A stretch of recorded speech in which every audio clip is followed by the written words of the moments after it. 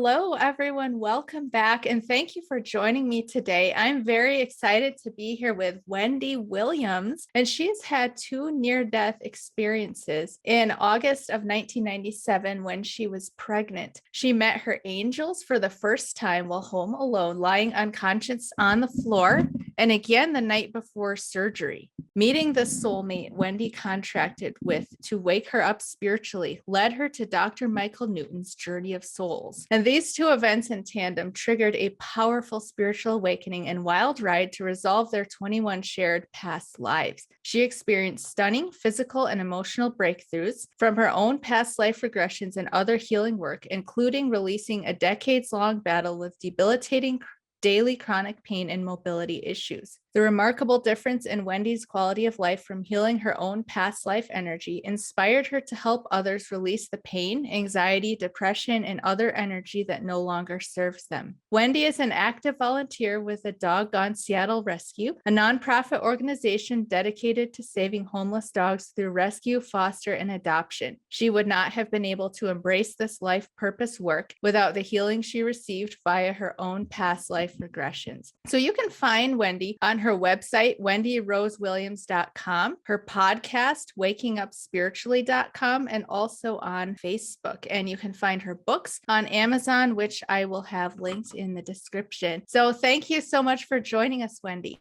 Oh, it's my pleasure. Thanks for that great intro and recap, Melissa. Appreciate it. Of course, I'm very excited to talk to you and learn more about your story. So would you like to start by sharing about your two near-death experiences? Absolutely. So what happened, as you mentioned, was I was newly pregnant in August of 97 with my youngest.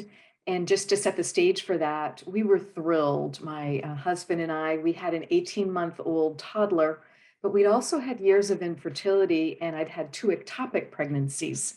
So it was a very wanted, very exciting pregnancy for us. And I had had just one doctor's visit because I was so early in the pregnancy. Everything looked great, according to the doctor, but two things were concerning me. And what I was noticing was just a ton of heartburn. And that didn't make sense to me at just 10 weeks of pregnancy. So I'd actually called the physician's office a few times, and they said, oh, every pregnancy can be different. Just take my Lanta. That's safe to take. So I did. And the other thing I was noticing was this recurring vivid dream.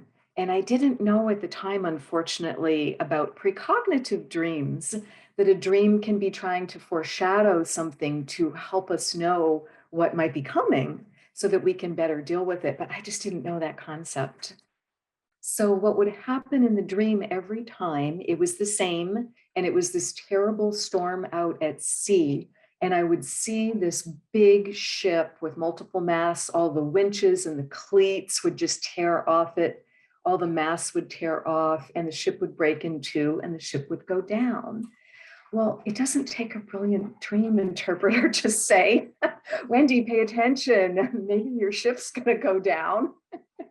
But I just didn't know that. I just didn't understand what was happening. So I was working at home, and our nanny was at the park with our daughter with one car. My husband's at work with the other car. So I'm alone. And Melissa, I just cannot get comfortable. It's like something's wrong. I'm trying to work, I'm trying to focus, but I have to go lay down. I go in the bathroom. And all of a sudden, I had this feeling of impending doom, which I have never had before or since. And I've heard multiple other near-death experiencers talk about. So again, that foreshadowing. So what happened was I had this searing pain in my abdomen. I actually looked down. I'm like, oh my God, there's like a knife stuck in me.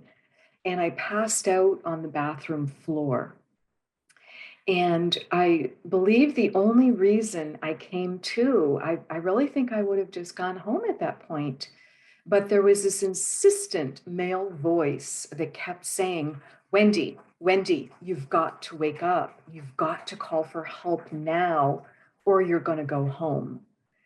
So I open my eyes, and I'm kind of disoriented because I'm on the bathroom floor and I'm laying on my side, and I look up from where I am on the floor.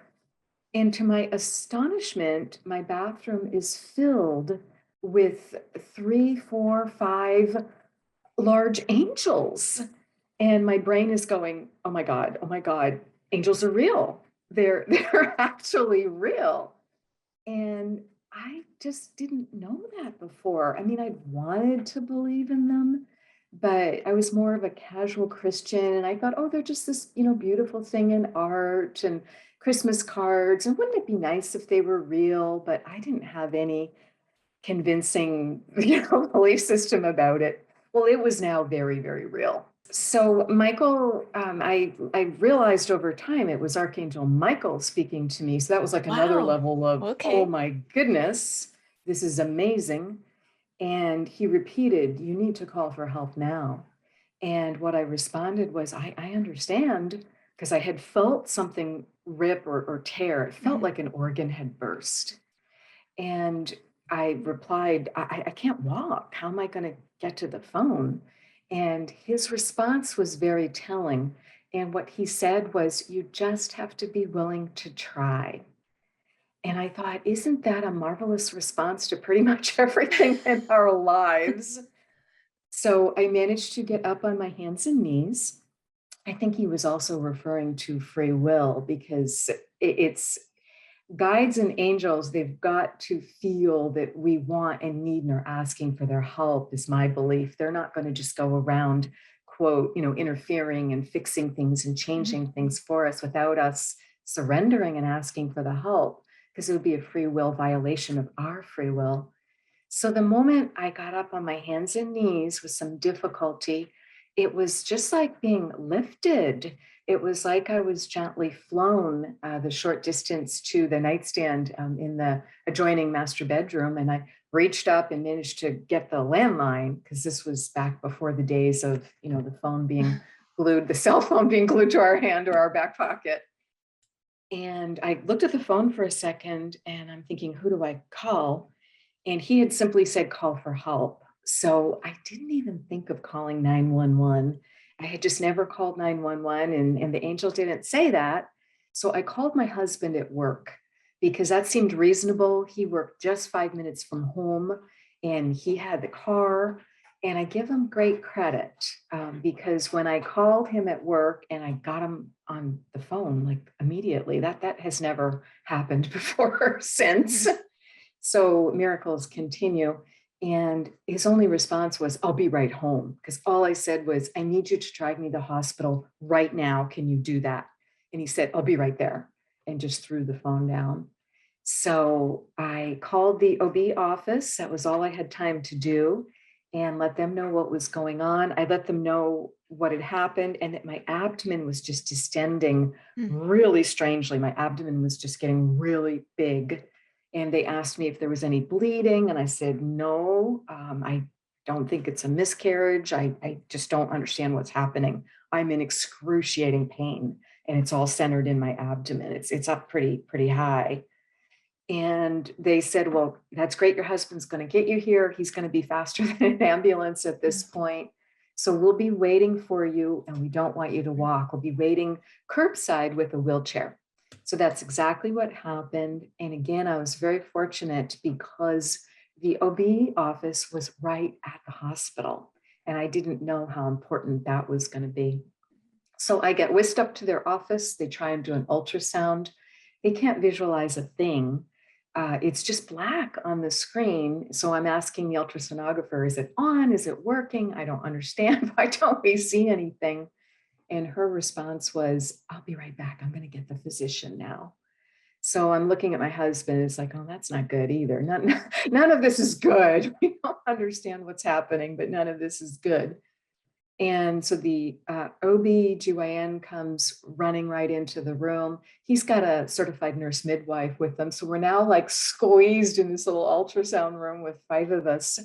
He tries to get a picture on the ultrasound. He can't either.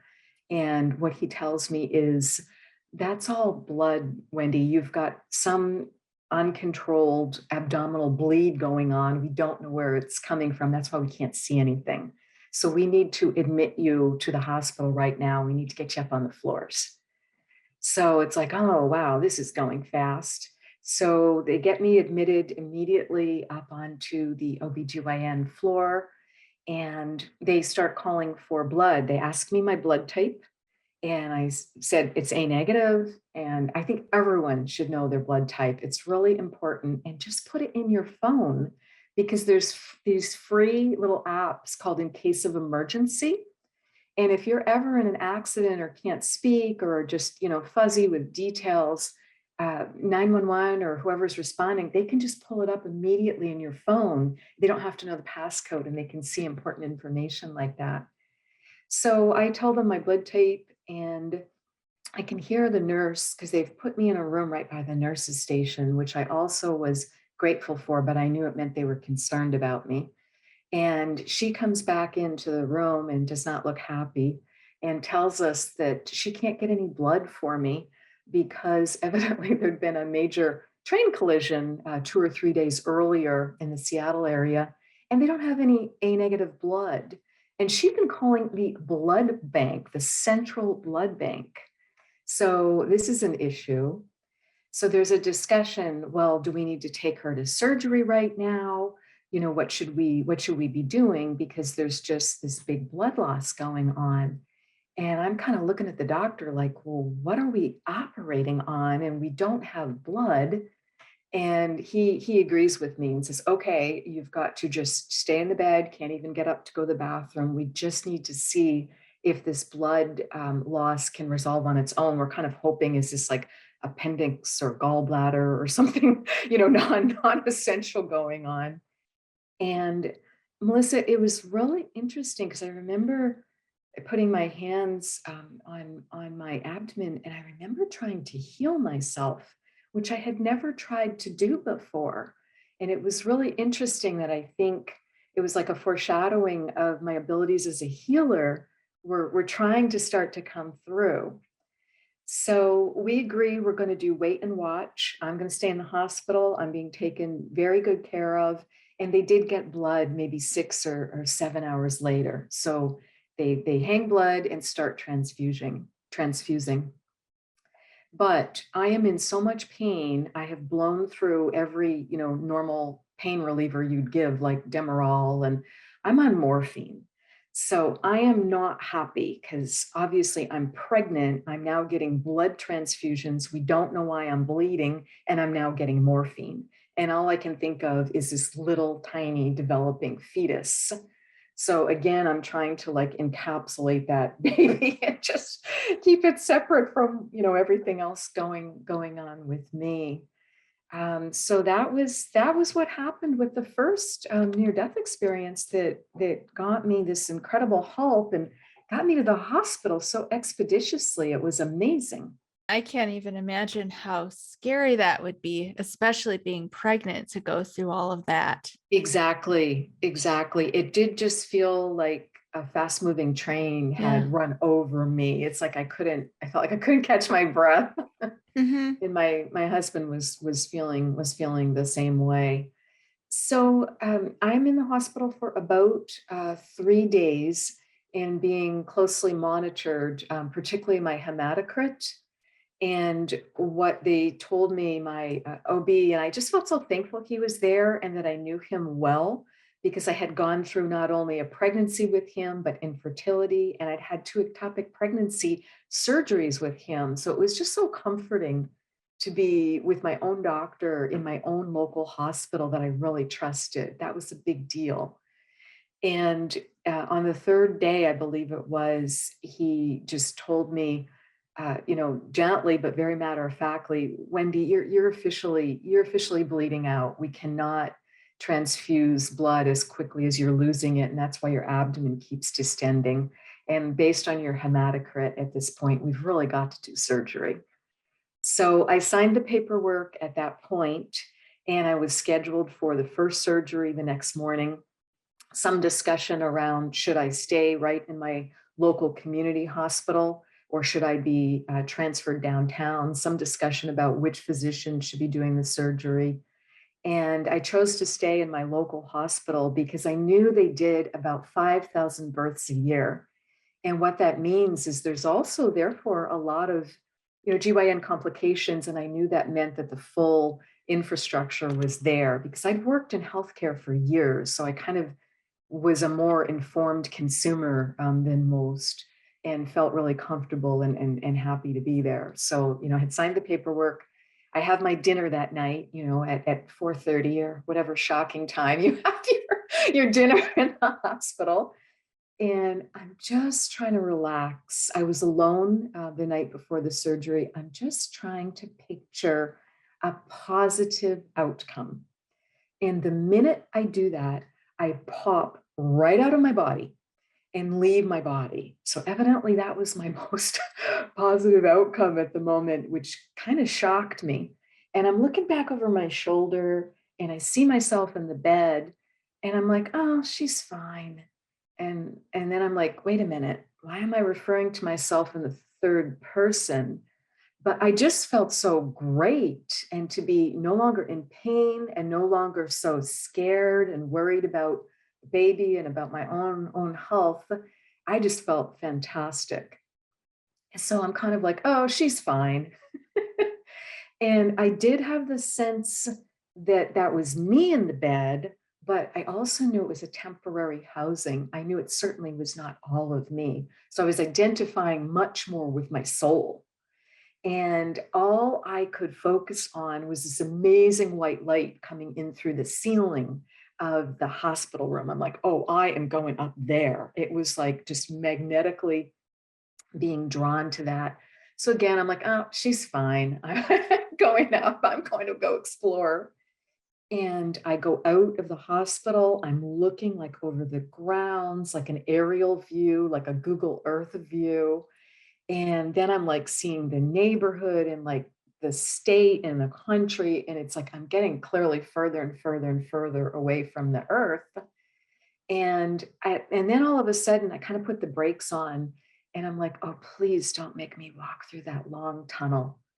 Because I didn't know a lot about NDEs at that time. I really had very, very little knowledge of them, but evidently it had worked its way into pop culture enough in 97 that I believed you went home up to the light through this long tunnel. So the minute I think, please don't make me walk through that, I don't have enough energy. The minute I think that, this beautiful escalator comes in and it is pristine. I've never seen anything like it. I knew it was just for me. There's all this light coming up all around it. So I like flop onto the escalator because I felt like a deflated beach ball. And I remember like holding onto the railing. I felt like I was like, kind of like clinging onto the railing and just going up and up and up. And the moment I reached the top of it, and I'm like, oh my gosh, I'm here, I'm home, I'm back with the light. The moment I get to the top of the escalator and I want to like, rush forward and explore and just be so happy, I'm met by this group of about 20 beings of light. And they included the angels that had been in my bathroom, and I could hear Archangel Michael. He was again the spokesperson. And also, all four of my grandparents were there, which was super and so amazing to me because everyone, other than the angels, who were much bigger beings of light, so much more light and energy, but the rest of them were like these beautiful white beach balls with all this sparking energy. And I knew they were soul family. I knew they were soul group. So clearly they'd known I was coming home and they gathered there for me. So I've got all four grandparents. Everyone looks the same, but I know exactly who they are. And the telepathy is just perfect as you speak with one another. And I knew my mom's parents well. I'd lived with my maternal grandparents, but I never met my dad's parents because they passed on before I was born. But here they are, and I know exactly who they are. And everyone gives me this big group hug. And that hug, it changed my life because it was unconditional love. And I don't think I had remembered unconditional love until that moment. And just to know that there was no judgment and that we're all perfect as souls and we just can't do anything wrong. And we really can't be separated from source, but there's so much illusion and there's so much unbalanced ego that we often feel very alone and lonely and anxious and depressed because we've forgotten we're a spark of the divine. So I'm getting this amazing hug from everybody and just want to, like I said, go further and explore. I'm like trying to like jump up and like see over the angels' shoulders because they're so much bigger. I realize they're purposefully blocking me. And Michael, Archangel Michael, speaks again and he says, "Welcome home. You've done nothing wrong. We're so glad you're here. You're welcome to stay. But if you're going to choose to go back, because you do have the choice and it's your choice, if you're going to choose to go back, you're going to need to decide quickly." And I kind of sensed, well, that body won't be viable. I'm in that hospital bed for very long with me up here as a soul. So, because I knew I had pulled all my energy with me. And what he said was, "I can tell you some things to help you make your decision." So I'm just looking at him. It's like, I'm like all ears. And what he said was, "If you decide to go back, you will have a successful surgery tomorrow. You will regain your health completely." So that's like, oh, phew, that is like huge. And then the second thing he said was, "And your baby will be born healthy." So I could just feel my heart going like, oh, thank heaven. I'm so grateful for that. That's a really, really big deal. So this is all good news until it gets to number three. And number three, the kicker is, if you choose to go back, your life will be very difficult, likely for many years, because you're not on your life path. You're not living your purpose. So, Melissa, I'm horrified. I'm like, oh my goodness, what is it? What am I supposed to be doing? What am I not doing? Please enlighten me, tell me, because I was 36 years old and I was really dismayed to hear I wasn't on my path. And he just looked at me and he just shook his head. So it's like, okay, no information there. So I'm looking around at everyone else because I think, oh, come on, there's gotta be a chatty Cathy in the group. Someone's gonna tell me or give me a hint. But they just started being really playful. And they're like zipping their lip, or they're like locking it with the key and throwing the key away, or like using duct tape. So I just start laughing. I'm like, okay, I get it. I get it. I just need to be really grateful for this experience, these two experiences of these two NDEs. And I need to be really grateful I'm being given such a respectful choice and that I'm being given this information that was shared with me because it is huge. So Michael asked me again, what do you want to do? Do you want to stay at home or do you want to go back? The moment he asked me that, all I could see was like this huge picture, it like filled my whole world of my adorable toddler's face. All I could see was Tara's face with her little brown curly hair and her big hazel eyes and her sweet little face. And I knew I was going to have another baby and I was going to regain my health. So I said, oh, I want to go back. I need to go back for my children. So everyone gave me another huge hug at that point. That time I realized it was an energy download. It wasn't just the unconditional love, it was this huge energy download. I don't think I would have survived the surgery otherwise, because I was just lower than low on energy. It was like, a car with four totally flat tires and no fluids left in it. So they give me this big, big group hug. And then they all turn into cheerleaders, like, you can do it. We believe in you. And just turn me around, put me back on the down escalator. And I'm like looking over my shoulder and like just seeing the light like fade away. But I knew then I had it within me and just life felt really different. So I just was able to easily go back into my body and just pop back in. And again, there were no witnesses. It was just an amazing experience for me. And I did have a successful surgery the next morning.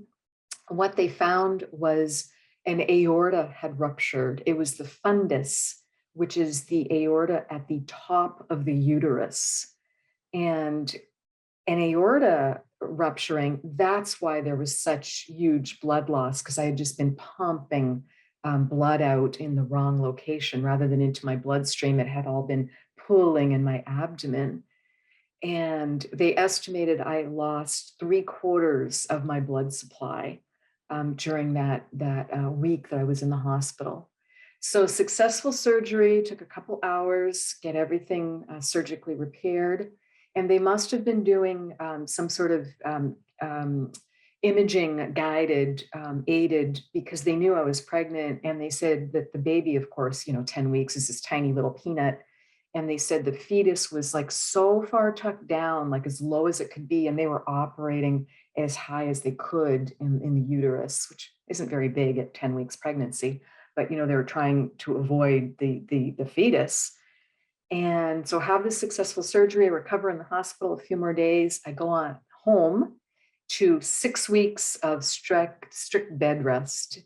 And I was just weak as a kitten. I could only walk up the stairs, manage to get upstairs once a day. The rest of the time just had to stay on the ground floor. And we were super fortunate. Our nanny was so amazing and so accommodating, because we had a nanny for for Tara, for our little one, and she was helping take care of me because I couldn't take care of me, let alone an 18-month-old.